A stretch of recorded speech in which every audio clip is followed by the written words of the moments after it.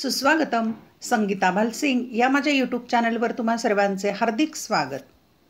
भूगोल इयत्ता 12वी हा विषय अभ्यासाला घेतलेला आहे आणि प्रकरण क्रमांक 6 तृतीयक आर्थिक क्रिया या प्रकरणाला आपण सुरुवात करत आहोत. सुरुवातीलाच तुम्हाला एक उतारा दिलेला आहे आणि त्यावरील काही प्रश्न सोडवायचे आहेत. जरा विचार करा. खालील उतारा वाचा व प्रश्नांची उत्तरे द्या. वेगवेगळी पार्श्वभूमी असलेले 3 मित्र आहेत. आता 3 मित्रांच्या वेगवेगळ्या गोष्टी आहेत इथे. त्यांनी एकाच कॉलेजमधून पदवी प्राप्त केली आणि त्यांनी नवीन उद्योग स्थापन करण्याचे ठरवले. 3 मित्रांनी उद्योग स्थापन करायचं ठरवलेलं आहे. रोहित हा शेतकऱ्याचा मुलगा आहे. त्याने कला शाखेतून पदवी प्राप्त केली आहे. तो त्याच्या वडिलांचा शेतीचा व्यवसाय पण वेगळ्या पद्धतीने करण्याचा विचार करीत होता. त्याला वाटत होते की त्याच्या 2 एकर शेतीतून निर्यातक्षम उत्पादने घ्यावीत. आता ही रोहितची गोष्ट आहे. कला शाखेतून त्याने पदवी घेतली आहे आणि वडील शेती करत आहे. थोडीफार शेती आहे घरी आणि 2 एकर शेतीतून त्याने असं उत्पादन घ्यावं की परदेशामध्येही त्याची निर्यात करता येईल असं त्याच्या मनामध्ये आलेलं आहे. दुसरी मुलगी आहे सेजल. सेजल ही एका उद्योगपतीची मुलगी आहे. त्यांचा घाऊक पद्धतीने बेकरी उत्पादने तयार करून विक्रीचा व्यवसाय आहे. आता सेजल उद्योगपतीची मुलगी आणि बेकरीचं उत्पादन तयार करतात त्यांच्या कारखान्यामध्ये. मोठा कारखाना आहे. घाऊक पद्धतीने विकतात. किरकोळ विक्री नाही आहे त्यांची. घाऊक म्हणजे मोठ्या पद्धतीने होलसेल पद्धतीने. तिने शास्त्र शाखेतून पदवी प्राप्त केली. तर सेजल सायन्स शिकलेली आहे. तिला जलद विक्री होणाऱ्या वस्तूंची म्हणजे FMCG निगडीत उद्योजिका बनायची आहे आणि पटकन वस्तू विक्री होतात अशा वस्तूंशी निगडीत तिला उद्योग व्यवसाय करायचा आहे. तसं उद्योजिका तिला बनायचं आहे. तिसरा मुलगा आहे आसिफ. आसिफ हा छोट्या हॉटेल व्यावसायिकाचा मुलगा आहे. त्याने कार्यक्रम व्यवस्थापनाची पदवी घेतलेली आहे. म्हणजे प्रोग्राम करणं, अरेंज करणं. त्याला त्याची स्वतःची कार्यक्रम व्यवस्थापनाची कंपनी स्थापन करायची आहे आणि आसिफ त्याचे वडील हॉटेल चालक आहेत पण त्याने कार्यक्रम व्यवस्थापनाची पदवी घेतली आणि त्याला आता ते कार्यक्रम चालवायचे, त्यासाठी कंपनी स्थापन करायची. आता इथे 3 विद्यार्थ्यांचे 3 वेगवेगळ्या उद्योग व्यवसायामध्ये काम करण्याची इच्छा दिसून येते. चांगल्या गुणांनी पदवी प्राप्त केल्यानंतर त्यांनी ठरवले की एकमेकांना मदत करत स्वतःची कारकीर्द सुरू करायची आणि बेस्ट फ्रेंड असल्यामुळे एकमेकांच्या मदतीने काम करायचं त्यांनी ठरवलं. रोहित, सेजल आणि आसिफ व्यवसाय कसा सुरू करायचा याबद्दल माहिती गोळा करण्याचा प्रयत्न करतात. व्यवसायांविषयी जास्तीत जास्त माहिती मिळवण्याचा त्यांचा प्रयत्न असतो. मग कोणता व्यवसाय करायचा, मग ते व्यवसायाची माहिती कशी मिळवायची, त्यांचं काम सुरू झालेलं आहे. प्रथम योजना तयार करून मग उद्योगाची स्थापना करायची असे ते ठरवतात. म्हणजे अगोदर प्रत्यक्ष नियोजन करायचं, योजना करायची, मग उद्योग स्थापन करायचा. माहिती मिळवण्याच्या प्रक्रियेमध्ये त्यांना व्यवसायासंबंधी माहिती मिळते. मग त्यांना जो व्यवसाय करायचा आहे, जे काम करायचं आहे, उद्योगधंदा करायचा आहे त्याची माहिती ते मिळवतात. रोहितला आपल्या शेतीमध्ये मोठे बदल करावे लागतील हे त्याला कळले. मग शेतीत बदल करायचा, नवीन निर्यातक्षम उत्पादन घ्यायचं तर बदल करावं लागेल. निर्यातक्षम गुणवत्तेची लिली, ऑर्किड सारखी फुले म्हणजे फुलं निर्यात करता येऊ शकतात. लिली, ऑर्किड ही परदेशी फुलं आणि किवी, ड्रॅगन फ्रूट सारखी फळे पिकवण्यासाठी मग एक तर फुलं किंवा फळं ते पिकवायचे असतील तर वातावरणात विशिष्ट आर्द्रता आणि तापमान कक्षा राखावी लागणार होती. मग विशिष्ट प्रकारची आर्द्रता आणि हवामान त्याला आवश्यक आहे, तापमान आवश्यक आहे. मृदेचा सामू म्हणजे pH टिकवण्यासाठी म्हणजे मृदेची गुणवत्ता टिकवण्यासाठी विशेष खत वापरण्याची गरज होती आणि त्याला विशेष खत पण लागणार ही फळं आणि फुलं घ्यायची. तर त्याला हे देखील समजले होते की त्यासाठी तालुका कृषी अधिकाऱ्यांची मदत घ्यावी लागेल आणि सरकारी अधिकाऱ्यांची मदतही घ्यायची. सर्वात महत्त्वाचे म्हणजे निर्यातीवर आधारित व्यवसाय सुरू करण्यासाठी परवाना काढावा लागतो. म्हणजे त्यासाठी परवाना पण, लायसन पण काढावं लागेल. परदेशी व्यवहार करण्यासाठी बँकेत एक खाते उघडावे लागते. तसेच याही गोष्टीची माहिती मिळाली की निर्यातक्षम गुणवत्तेच्या उत्पादनासाठी रोपे कुठं मिळतात. मग ही अशी जर फुलं आणि फळं लावायची असतील तर रोपं कुठं मिळतील, ते पण माहिती मिळाली. बँकेत खातं उघडावं लागेल ते पण समजलं. आखाती राष्ट्रामध्ये या फुलांना चांगली मागणी असून त्यापासून आर्थिक परतावाही चांगला मिळतो. म्हणजे आखाती राष्ट्रांच्यामध्ये तेल उत्पादक राष्ट्रांमध्ये या फुलांना फळांना मागणी आहे आणि त्याच्यापासून चांगला नफा मिळतो. आर्थिक परतावा म्हणजे नफा. हे देश जवळचे असल्याने विमानाने काही तासातच माल या देशांना पोहोचता करता येतो आणि त्या मानाने जवळ आहे त्यामुळे विमानाने हलक्या वस्तू आहेत या फळं आणि फुलं पाठवता येऊ शकतात. त्यामुळे त्यांचा ताजेपणा, मालाची गुणवत्ता ही चांगली राखता येते. म्हणजे ताजी फळं आणि फुलं पाठवता येतील, गुणवत्ताही टिकवता येईल. आपला उद्योग थेट त्या देशात उभारण्यासाठी तेथील काही विक्रेत्यांना भेटी देण्याचे रोहितने ठरवले आणि आखाती देशामध्येही उद्योग उभारता येऊ शकतो. त्यासाठी त्या तिथल्या विक्रेत्यांना भेटी देण्याचं सुद्धा रोहितने ठरवलेलं आहे. सेजलच्या बाबतीत तिने काय तयारी केली पाहूया. सेजलच्या हे लक्षात आले की टूथपेस्ट ही लोकांच्या नित्य गरजेची वस्तू आहे. तिच्या शास्त्रशाखेच्या पार्श्वभूमीवर दंत आरोग्य चांगले ठेवण्याचे प्रगत सूत्र तिने ठरवले आणि मग तिने टूथपेस्टच्या संदर्भामध्ये उद्योग स्थापन करण्याचं ठरवलेलं आहे, कारण नित्य दररोजची गरजेची वस्तू आहे. त्यासाठी तिने औषध निर्माण उद्योगात काम करत असलेल्या चुलत भावाची मदत घेतली आणि तो काम काय करत होता तर औषध निर्मिती उद्योगामध्ये तो काम करत होता. याशिवाय खालील अनेक गोष्टींची उद्योग सुरू करण्यासाठी आवश्यकता होती याची तिला माहिती मिळाली आणि खालील अनेक गोष्टी आहेत की त्याची पण गरज आहे हे तिला माहीत झालं. काय काय गरज आहे ते पाहूया. उद्योगासाठी लागणारी यंत्रसामग्री विकत घेणे आणि कामगार नेमणे.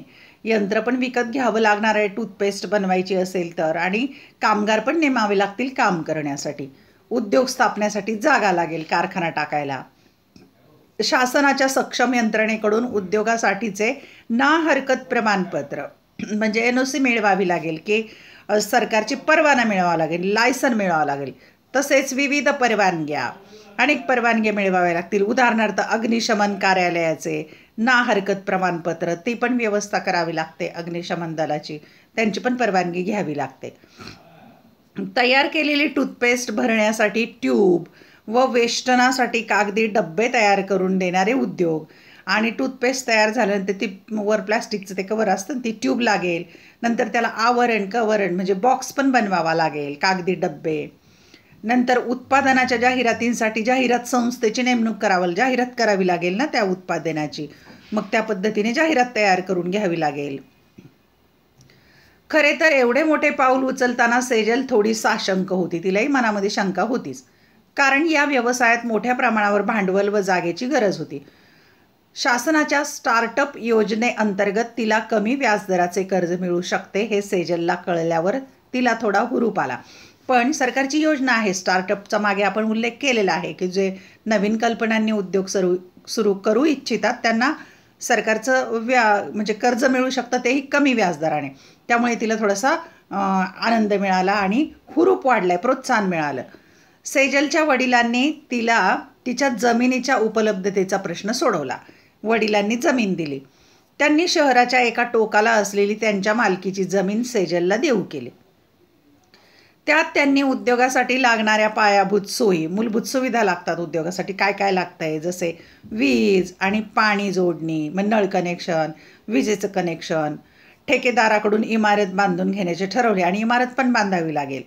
ही तयार जमीन किंवा प्लॉट त्यांनी सेजलला भाडे करारावर देण्याचे ठरवले आणि भाडे तत्वावर सेजलला त्यांनी ती जमीन किंवा प्लॉट दिलेला आहे. आता आसिफच्या बाबत पाहूया तयारी काय आहे. आसिफला त्याच्या व्यवसायाकरता प्रामुख्याने सेवा व मनुष्यबळाची आवश्यकता आहे हे लक्षात आले. सेवा आणि मनुष्यबळ आवश्यक आहे. या व्यवसायासाठी मनुष्यबळ भाड्याने काही काळासाठी सहज उपलब्ध होते हेही त्याला कळले. जसे खानपान सेवा, वाजंत्रीवाले, तुम्ही बेंड बाजा बारात हा चित्रपट पाहिलाय ना, तसं नियोजन करण्याचं काम आहे व्यवस्थापनाचं.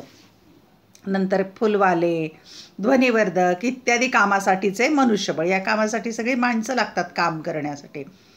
प्रत्येक कार्यक्रमासाठी आवश्यक असणाऱ्या परवानग्या विविध सक्षम यंत्रणांकडून घ्याव्या लागतात. त्या कशा घ्यायच्या याची माहिती त्याने करून घेतली आणि वेगवेगळ्या परवानग्या घ्यायच्या आहेत, लायसन काढायचे ते त्याने माहिती करून घेतलं. त्याचा व्यवसाय सुरू करण्यासाठी बाजारपेठेत एखादे कार्यालय उघडणे योग्य होईल असे त्याच्या लक्षात आले. मग त्याला ऑफिस पण आवश्यक आहे, कार्यालय. त्याच्या स्टार्टअपसाठी एक माहितीपत्रक व स्वतःचे व्हिजिटिंग कार्ड त्याने तयार करून घेतले आणि कार्यक्रमाच्या संदर्भातलं माहितीपत्रक, तो कोणकोणतं काम करतो आणि व्हिजिटिंग कार्ड ते सुद्धा त्याने तयार करून घेतलेलं आहे. वर्षभराच्या नियोजनानंतर तिन्ही मित्रांनी आपापले व्यवसाय सुरू केले आणि 1 वर्षभर त्यांनी हे नियोजन केलेलं आहे आणि काम सुरू केलं. त्यांनी त्यांचे व्यवसाय स्वतःच निवडलेले असल्याने ते करण्यास त्यांना आनंद वाटत होता. म्हणजे आवडीच्या क्षेत्रात ते काम करत होते. त्यांचे व्यवसाय आता त्यांच्या विशेष आवडीचे बनले आहेत आणि हे त्यांचं आवडतं काम असल्याने ते चांगला व्यवसाय करत आहेत. आता यावरून प्रश्नांची उत्तरं द्यायची आपल्याला. 1. विविध सक्षम यंत्रणा म्हणजे काय? 2. गोष्टीतील तीनही मुले कोणत्या प्रकारचे आर्थिक व्यवसाय निवडणार आहेत? 3. प्रत्येकाला त्याचा आर्थिक व्यवसाय करताना इतर कोणत्या आर्थिक व्यवसायांशी संबंध येईल? 4. वरील परिच्छेदात जेवढ्या आर्थिक क्रिया आल्या आहेत त्यांचे आर्थिक प्रकारांनुसार वर्गीकरण करा. आता या 4ही प्रश्नांची उत्तरं आपण पाहूया. प्रश्न क्रमांक 1. विविध सक्षम यंत्रणा म्हणजे काय? उत्तर: विविध व्यवसाय सुरू करण्यासाठी त्या प्रदेशातील स्थानिक, राज्य पातळीवरील तसेच केंद्र शासनाच्या विविध प्रशासकीय परवानग्या अथवा संमती घ्यावी लागते. कोणताही व्यवसाय सुरू करायचा असेल तर संबंधित ठिकाणी परवानग्या किंवा लायसन काढावं लागतं. प्रत्येक व्यवसायाची गरज आणि स्वरूप वेगळे असल्यामुळे प्रत्येक व्यवसायाची गरजही वेगळी आहे आणि त्याचं स्वरूपही वेगळं आहे. त्यामुळे आवश्यकता, परवानग्या आणि संमती देणारी प्रशासकीय कार्यालये वेगवेगळी असतात. वेगवेगळ्या ठिकाणी त्या मुलांना परवानग्या घ्याव्या लागतात. उद्योगांच्या किंवा व्यवसायाच्या स्वरूपानुसार आवश्यक परवानग्या देणारी शासनाची यंत्रणा म्हणजे विविध सक्षम यंत्रणा होय. म्हणजे उद्योग व्यवसायाच्यासाठी त्याचं स्वरूपानुसार परवानग्या देण्याची जी सरकारी यंत्रणा आहे त्याला विविध सक्षम यंत्रणा असं म्हणतात. या सक्षम यंत्रणा केवळ परवानगीच देतात असे नव्हे तर स्थानिक कायदे कानूनप्रमाणे हे विविध उद्योग आणि व्यवसाय आपले काम पार पाडत आहेत की नाही यावर देखरेखीचे काम या सक्षम यंत्रणा करतात. म्हणजे केवळ लायसन देतात असं नव्हे तर त्या परवानगी जशी दिलेली आहे त्याप्रमाणे हे काम चाललेलं आहे की नाही यावर देखील ते नियंत्रण ठेवतात, पाहणी करतात. उदाहरणार्थ, प्रत्येक उद्योगात किंवा व्यवसायात कुठल्याही प्रकारची जीवितहानी होऊ नये यासाठी उद्योगाची रचना, स्वरूप कसे असावे या संदर्भात अग्निशमन यंत्रणा काही नियम ठरवते. कारण अग्निशमन दलाची सुद्धा परवानगी घ्यावी लागते. उद्योगाने कोणत्याही प्रकारची नैसर्गिक हानी करू नये, प्रदूषण वाढवू नये. म्हणजे कारखान्यातले काही टाकाऊ पदार्थ असतील रासायनिक तर ते जलप्रवाहात सोडू नये यासाठी पर्यावरण मंत्रालय काही नियम ठरवते. पर्यावरण मंत्रालयाची यासाठी परवानगी लागते. अशी अनेक उदाहरणे देता येतील. या सर्व विविध सक्षम यंत्रणांचाच भाग आहे आणि हे सगळे परवाने त्याला मिळवावे लागतात सक्षम यंत्रणेकडून. दुसरा प्रश्न, गोष्टीतील तीनही मुले कोणत्या प्रकारचे आर्थिक व्यवसाय निवडणार आहेत? उत्तर: गोष्टीतील तीनही मुलांनी निवडलेले आर्थिक व्यवसाय व त्याचे स्वरूप वेगवेगळे, तिघांचे पण वेगवेगळे स्वरूप आहे. रोहितला आपल्या उत्पादनाची निर्यात करायची आहे. सेजलला ग्राहकांना वारंवार लागणाऱ्या वस्तूचे उत्पादन करणारे उद्योजक व्हायचे, तर आसिफला कार्यक्रम व्यवस्थापक व्हायचे आहे. 3. प्रत्येकाला त्याचा आर्थिक व्यवसाय करताना इतर कोणत्या आर्थिक व्यवसायांशी संबंध येईल? म्हणजे एक व्यवसाय करताना दुसऱ्या व्यावसायिकाशी संबंध येतो, पण कुठे कुठे येतो ते पाहूया. उत्तर: गोष्टीतील तिघेही कोणत्याही प्रकारचा प्राथमिक व्यवसाय करणार नाहीत. तसेच ते कोणत्याही प्रकारचे प्रक्रिया उद्योगही करणार नाहीत. मात्र तरी त्यांचे आर्थिक व्यवसाय व त्याचे स्वरूप हे प्राथमिक, द्वितीयक व्यवसायाशी निगडीत राहणार आहे. म्हणजे ते काही प्राथमिक उत्पादन करणार नाही आहेत, प्राथमिक व्यवसाय करणार नाहीत, पण तरी देखील त्यांचा संबंध प्राथमिक आणि द्वितीयक व्यवसायाशी निगडीत राहणार आहे. रोहितला शेती उत्पादनांची निर्यात करायची आहे, म्हणजे त्याला निर्यातक जरी व्हायचे असले तरी त्याचा संबंध प्राथमिक व्यवसायाशी म्हणजे शेतीशी येणार आहे. कारण त्याला फुलं किंवा फळं लावायची आहेत, म्हणजे प्राथमिक व्यवसायाशी संबंध त्याचा येणार आहे. तसेच सेजलला जलद विक्री होणाऱ्या व्यवसायांची उद्योजिका व्हायची आहे, थोडक्यात तिच्या व्यवसायाचा संबंध हा द्वितीयक उद्योगाशी तसेच पॅकेजिंग, विपणन, वाहतूक या अन्य क्षेत्रांशी देखील येणार आहे. सेजलच्या उद्योगामधून जी टूथपेस्ट विक्री होणार आहे त्यातून अन्य क्षेत्रांशी द्वितीयक उद्योगांशी संबंध येणार आहे. आसिफच्या कार्यक्रम व्यवस्थापनात प्राथमिक, द्वितीयक व इतर अनेक व्यवसायांशी संबंध येणार आहे, कारण त्याला जेवणाचं नियोजन करायचं आहे, सजावटीचं नियोजन करायचं आहे, ते इतर व्यावसायिकांशी देखील त्याचा संबंध येणार आहे. चौथा प्रश्न, वरील परिच्छेदात जेवढ्या आर्थिक क्रिया आल्या आहेत त्यांचे आर्थिक प्रकारानुसार वर्गीकरण करायचे. कोणकोणत्या क्रिया आल्यात आणि त्याचं वर्गीकरण करायचे. उत्तर, परिच्छेदात आलेल्या आर्थिक क्रिया व त्यांचे प्रकारानुसार वर्गीकरण पुढील तक्त्यात दिलेले आहे. आता पाहूया क्रमांक, आर्थिक क्रिया आणि आर्थिक प्रकारानुसार वर्गीकरण. आता शेती प्राथमिक व्यवसाय, शिक्षण तृतीयक व्यवसाय, उद्योग द्वितीयक व्यवसाय, बेकरी उद्योग द्वितीयक व्यवसाय, हॉटेल तृतीयक व्यवसाय, खते व औषध निर्माण द्वितीयक व्यवसाय, वाजंत्री तृतीयक व्यवसाय, ध्वनिवर्धक तृतीयक व्यवसाय, फूलवाला तृतीयक व्यवसाय, स्वयंपाकी तृतीयक व्यवसाय. अशा प्रकारे आपल्याला वर्गीकरण करता येईल. आणखी पण व्यवसाय आहेत, पाहूया.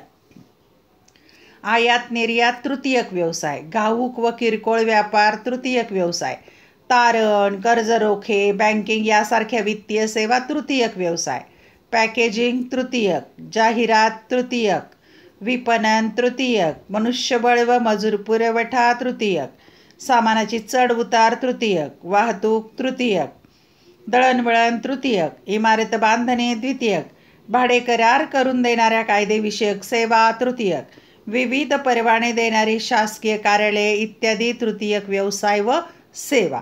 अशा प्रकारे परिच्छेदात जेवढे काही व्यवसाय आलेले आहेत त्याचं वर्गीकरण आपण केलेलं आहे. यावरून भौगोलिक स्पष्टीकरण आपण पाहूया. या गोष्टीचे वाचन करताना तुम्हाला अनेक मानवी व्यवसायांचा उल्लेख आल्याचे लक्षात आले असेल. या सर्व व्यवसायांना मानवाच्या आर्थिक क्रिया म्हणून अभ्यासले जाते. हे सर्व मानवी व्यवसायाला म्हणायचं आर्थिक क्रिया मानवाच्या. यातील काही व्यवसाय पूर्णतः निसर्गावर आधारित असतात, काही व्यवसाय निसर्गावर आधारित. या सगळ्या मानवाच्या प्राथमिक आर्थिक क्रिया आहेत. या व्यवसायातून नैसर्गिक साधनसंपत्ती मिळवली जाते. निसर्गावर आधारित व्यवसाय आणि नैसर्गिक साधनसंपत्ती मिळवली जाते. या व्यवसायातील काही उत्पादने मानव थेट वापरू शकत नाही आणि प्राथमिक व्यवसायातलं उत्पादन थेट लगेच वापरता येत नाही, किंवा ती उत्पादने जास्त टिकाऊ किंवा मूल्यवर्धित करून वापरणे योग्य असते. म्हणजे त्या उत्पादनावर प्रक्रिया करून त्याच्यात टिकाऊपणा निर्माण करावा लागतो. अशा वेळी या उत्पादनावर प्रक्रिया केली जाते. त्यातून नवीन व वेगळी उत्पादने उपलब्ध होतात, जी वापरण्यास योग्य, जास्त टिकाऊ व जास्त किमतीत विकता येतात. म्हणजे मूल्यवर्धित करता येतं, त्याचं मूल्य वाढवता येतं. शेतीतून जे उत्पादन मिळतं त्यावर प्रक्रिया करायची आणि वापरण्याला योग्य, टिकाऊ आणि जास्त किमतीची वस्तू बनवता येते. ही उत्पादने प्रक्रिया उद्योगाद्वारे द्वितीयक व्यवसायात समाविष्ट होतात. मग प्रक्रिया उद्योग झाले द्वितीयक व्यवसाय. द्वितीयक व्यवसाय प्रामुख्याने प्राथमिक व्यवसायातून प्राप्त झालेल्या उत्पादनावर अवलंबून असतात. मग शेतीतून जे काही प्राप्त होतं त्याच्यावर प्रक्रिया केली की तो झाला द्वितीयक व्यवसाय. म्हणजेच प्राथमिक व्यवसायातून प्राप्त झालेल्या उत्पादनावर अवलंबून द्वितीयक व्यवसाय असतात. प्राथमिक व द्वितीयक व्यवसाय यांच्यातील आदानप्रदान म्हणजे देवाणघेवाण, त्यांच्यातील दुवा म्हणजे दोन्हीतला धागा, सेतू किंवा दोन्हीमध्ये संबंध, या दोघांना पूरक असे विविध व्यवसाय असतात आणि यांना पूरक व्यवसाय पण असतात प्राथमिक आणि द्वितीयांना. या सेवांमध्ये मालाची खरेदी विक्री, वाहतूक, दळणवळण, मालाची चढ उतार, तारण व कर्जरोखे संस्था हे पण या सेवांच्यामध्ये समाविष्ट होतात. पहा, यांना पूरक सेवा असतात. या विपणन म्हणजे विक्री, आयात निर्यात व्यवस्था इत्यादींचा समावेश होतो. लोकोपयोगी सेवांचाही समावेश या व्यवसायात होतो. उदाहरणार्थ धारवाला, भाजी विक्रेता, दुकानदार, प्रवासी वाहतूक, टपाल सेवा इत्यादी. या सर्व व्यवसायांना तृतीयक आर्थिक व्यवसाय असे म्हणतात. हे झाले तृतीयक आर्थिक व्यवसाय. आकृती 6.1 मध्ये आपण आता पाहिलंय. आता जरा डोके चालवा म्हणून तुम्हाला सांगितलंय प्रश्न. तृतीयक व्यवसायात केवळ सेवा येतात का? तृतीयक व्यवसायात उत्पादने येतात का? वर्गात चर्चा करून त्याची यादी करा. आता पाहूया या प्रश्नांचं उत्तर. तृतीयक व्यवसायात केवळ सेवा येतात का? उत्तर, तृतीयक व्यवसायात केवळ सेवा व्यवसाय येतात. होय, फक्त सेवा व्यवसाय तृतीयक व्यवसायामध्ये येतात. दुसरा प्रश्न, तृतीयक व्यवसायात उत्पादने येतात का? वर्गात चर्चा करून त्यांची यादी करा. उत्तर, तृतीयक व्यवसायात कच्च्या मालावर प्रक्रिया करून पक्का माल तयार करणे अशा स्वरूपातील कोणतीही उत्पादने येत नाहीत. म्हणजे कोणतंही उत्पादन येत नाही कच्च्या मालावर प्रक्रिया करून पक्का माल बनवणं, हे द्वितीयक व्यवसाय, तृतीयक नव्हे. मात्र मनोरंजनासारख्या क्षेत्रामध्ये चित्रपट निर्मिती, दृकश्राव्य कार्यक्रमाची निर्मिती, रेडिओ दूरदर्शनवरील कार्यक्रमांची निर्मिती, छायांकन, वार्तांकन, चित्रकला यासारख्या व्यवसायांचा समावेश होतो. मात्र मनोरंजन क्षेत्रातलं जे काही आता ह्या गोष्टी सांगितल्या, चित्रपट असेल, रेडिओ दूरदर्शन, चित्रकला वगैरे, या व्यवसायांचा मात्र समावेश होतो. सांगा पाहू. तुम्हाला कृती दिलेली आहे. आकृती 6.1 मधील तक्त्यात तृतीयक व्यवसायात समाविष्ट होणाऱ्या अनेक आर्थिक क्रिया दिल्या आहेत. या आर्थिक क्रियांचे वर्गीकरण खालील 2 गटात करा. आता तक्त्यामध्ये ज्या ज्या आर्थिक क्रिया दिल्या आहेत त्याचे 2 भागात वर्गीकरण करायचं. एक काय, भौगोलिक घटकांवर अवलंबून असलेल्या आर्थिक क्रिया आणि भौगोलिक घटकांवर अवलंबून नसलेल्या आर्थिक क्रिया. इथे असलेल्या आणि इथे नसलेल्या अशा प्रकारे वर्गीकरण करूया आपण. आता पहा, इथे वर्गीकरणासाठी 2 प्रकार आहेत. भौगोलिक घटकांवर अवलंबून असलेल्या आर्थिक क्रिया आणि भौगोलिक घटकांवर अवलंबून नसलेल्या आर्थिक क्रिया. म्हणजे भौगोलिक घटक तिथे आवश्यक आहे किंवा नाही. आता असलेल्या भौगोलिक घटक आवश्यक आहे किंवा त्या घटकांवर अवलंबून आहे अशा आर्थिक क्रिया कोणत्या? 1. व्यापार आणि वाणिज्य. 2. घाऊक आणि किरकोळ व्यापार, शहरी आणि ग्रामीण घाऊक बाजारपेठा. 3. ग्रामीण भागातील आठवडे बाजार, वस्तू भांडार, सार्वजनिक वितरण यंत्रणा. 4. शहरी भागातील शृंखला भांडार, मॉल, दुकाने, मंडळी आणि सार्वजनिक वितरण यंत्रणा. 5. रस्ते, रेल्वे, जल, हवाई, नळ वाहतूक. आणि 6. टपाल, दूरसंचार, भ्रमणध्वनी, दूरध्वनी, कृत्रिम उपग्रह यासारखी संदेशवहन सेवा आणि पर्यटन सेवा, की या भौगोलिक घटकांवर अवलंबून असणारे हे व्यवसाय आहेत, आर्थिक क्रिया आहेत. आता भौगोलिक घटकांवर अवलंबून नसणारे कोणकोणते आहेत? तर 1. दृकश्राव्य कार्यक्रम आणि प्रसारण. 2. व्यक्तिगत आणि व्यावसायिक सेवा. 3. तारण, कर्ज वितरण, बँकिंग यासारख्या वित्तीय सेवा या भौगोलिक घटकांवर अवलंबून नाहीत. असे आपण 2 भागात वर्गीकरण केलं. आता आपण पाहूया तृतीयक आर्थिक क्रियांचे वर्गीकरण. तृतीयक क्षेत्रामध्ये कोणकोणत्या आर्थिक क्रिया येतात ते पाहूया आपण. पहा, पहिला आहे व्यापार वाणिज्य, नंतर वाहतूक, संदेशवहन आणि इतर सेवा. त्याचे उपप्रकार पाहू आपण. आता व्यापार आणि वाणिज्यमध्ये घाऊक व्यापार, किरकोळ व्यापार. घाऊक व्यापाराचे 2 प्रकार, शहरी घाऊक बाजारपेठा, ग्रामीण घाऊक बाजारपेठा. किरकोळ व्यापाराचे 2 प्रकार आहेत इथे खाली, एक ग्रामीण आणि नागरी. ग्रामीणमध्ये काय येतं तर आठवडे बाजार, वस्तू भांडार, सार्वजनिक वितरण यंत्रणा. नागरीमध्ये येणारे शृंखला भांडार म्हणजे साखळी, मॉल किंवा दुकाने, मंडई आणि सार्वजनिक वितरण यंत्रणा. यानंतर वाहतुकीच्या क्षेत्रामध्ये काय काय येणार आहे, हे वाहतुकीचे इथं खाली रेल्वे, रस्ते, जल, हवाई आणि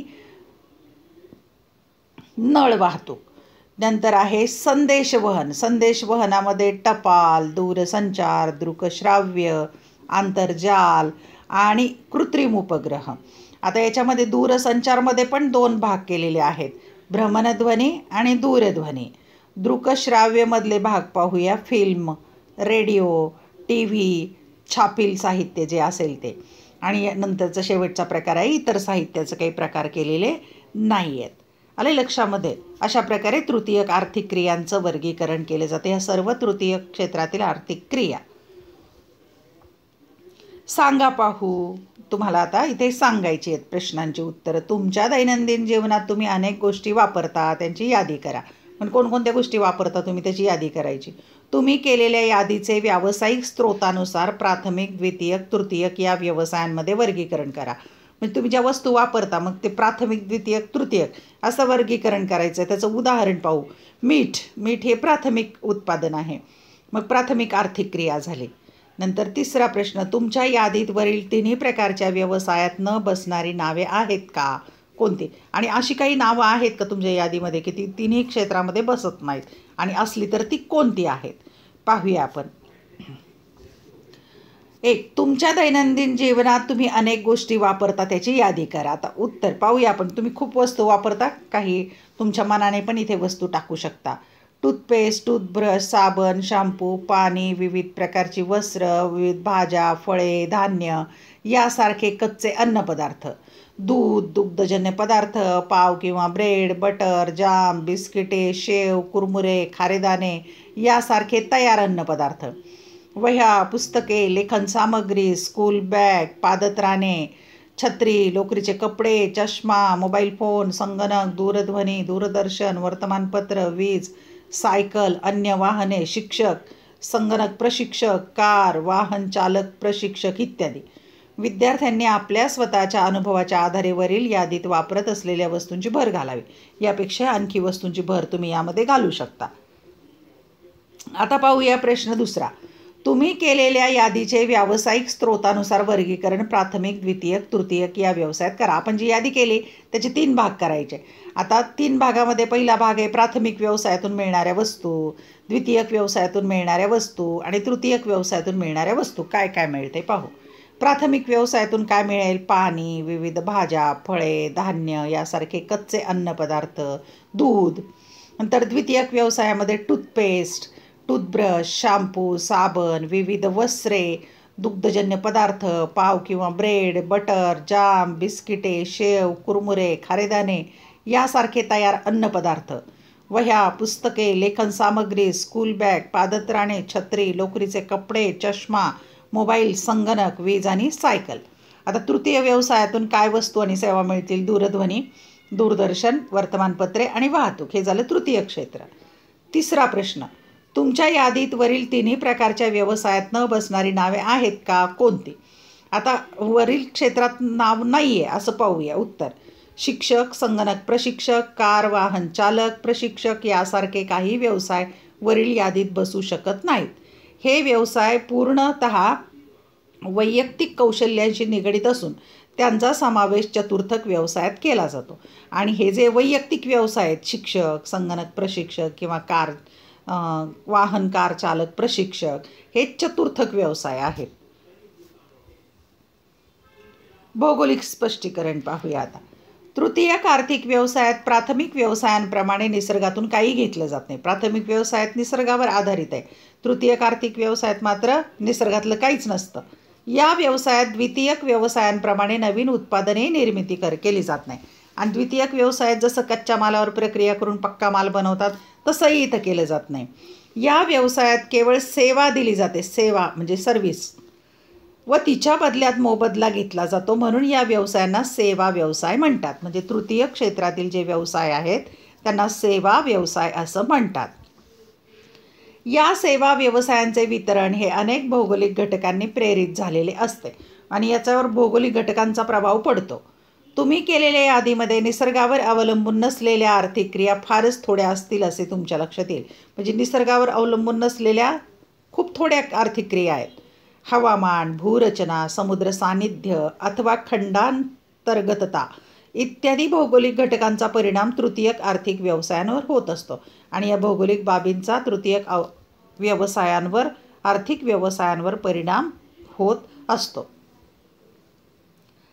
नाशवंत कच्चा माल किती काळ टिकेल यावर द्वितीयक व्यवसाय तर अवलंबून असतात.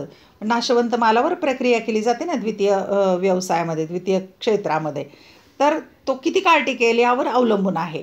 परंतु या मालाची वाहतूक कोणत्या मार्गाने करायची हे सुद्धा भौगोलिक घटकांमुळे ठरते. त्याची वाहतुकीची सोय सुविधा कशी आहे हे पण महत्त्वाचं आहे. उदाहरणार्थ, शेतीतून पिकवलेल्या द्राक्षासारख्या उत्पादनाची परदेशी वाहतूक विमान मार्गाने करणे फायदेशीर असते, तर कापूस जलमार्गाने पाठवणे किफायतशीर ठरेल. कारण द्राक्ष लवकर खराब होणारे, कापूस खराब होण्याची काही शक्यता नाही आहे. म्हणजे वाहतुकीच्या साधनांचा वस्तूच्या नुसारही वापर करणं योग्य ठरतं. जगभरात सर्व मानवी वस्त्या या भौगोलिक घटकांच्या अनुकूलतेनुसार वसलेल्या आहेत. आपण मानवी वस्त्यांच्यामध्ये अभ्यास केले की भौगोलिक घटकांची अनुकूलता असेल तर तिथे मानवी वस्त्या झालेल्या आहेत. बाजारपेठ मग त्या किरकोळ असो वा घाऊक नेहमीच या वस्त्यांमध्ये किंवा वस्त्यांजवळ निर्माण होतात आणि आसपासच बाजारपेठ निर्माण होते वस्त्यांच्या जवळ. एखादा द्वितीयक आर्थिक व्यवसाय वस्तीपासून दूर स्थापित होऊ शकतो, परंतु बाजारपेठांचे तसे होत नाही. द्वितीयक व्यवसाय असेल तर बाजारपेठेपासून लांब जाऊ शकतो, पण बाजारपेठांचं मात्र नाही आहे तसं. त्या नेहमीच वस्त्यांजवळ असतात, कारण लोकांना खरेदी विक्री ज्या ठिकाणी करावी लागते वस्त्यांच्या जवळ ते सोयीचं असतं. बंदर, गोदी या ठिकाणी मालाची चढ उतार होत असते. म्हणजे जहाजातून माल आलेला आहे तो बंदरावर उतरवणं, गोदीमध्ये साठवणं, चढ उतार करणं. या बंदर किंवा गोदी यांचे स्थान गुगल सर्चच्या सहाय्याने शोधण्याचा प्रयत्न करा आणि तुम्ही हे बंदर शोधा. उदाहरणार्थ Ghodbunder, Kochi port trust, Mumbai port trust, Delhi international cargo terminal हे तुम्ही गुगलवर शोधा. गोदींची या बंदरांची माहिती तुमच्या असे लक्षात येईल की ही स्थाने एकतर जल किंवा हवाई मार्गाजवळ आढळतात. आणि ही ठिकाणं बंदरं कुठं आहेत किंवा ही ठिकाणं कुठं आहेत, एक तर जलमार्गाच्या जवळ किंवा हवाई मार्गाच्या जवळ ती आढळतात. वरील काही उदाहरणावरून हे स्पष्ट होते की मानवाचे तृतीयक आर्थिक व्यवसाय भौगोलिक घटकांमुळे प्रेरित होत असतात. म्हणजे प्राथमिक, द्वितीयक, तृतीयक या बाबींवर भौगोलिक घटकांचा परिणाम होतो. वाहतूक व्यवस्था हे आणखीन एक उदाहरण आहे. वाहतूक व्यवस्थेचाही परिणाम होतो. ही व्यवस्था वर्तमान काळात अत्यंत प्रगत तंत्राद्वारा विकसित होत आहे. आजच्या काळात वाहतुकीचं अतिशय प्रगत तंत्रज्ञान उपलब्ध आहे, परंतु अनेक ठिकाणी ही व्यवस्था भौगोलिक घटकांमुळे बाधित होते किंवा कोलमडून पडते. उदाहरणार्थ डोंगराळ भागामध्ये ही भौगोलिक घटकांमुळे व्यवस्था बाधित होते किंवा खराब होते. धन्यवाद.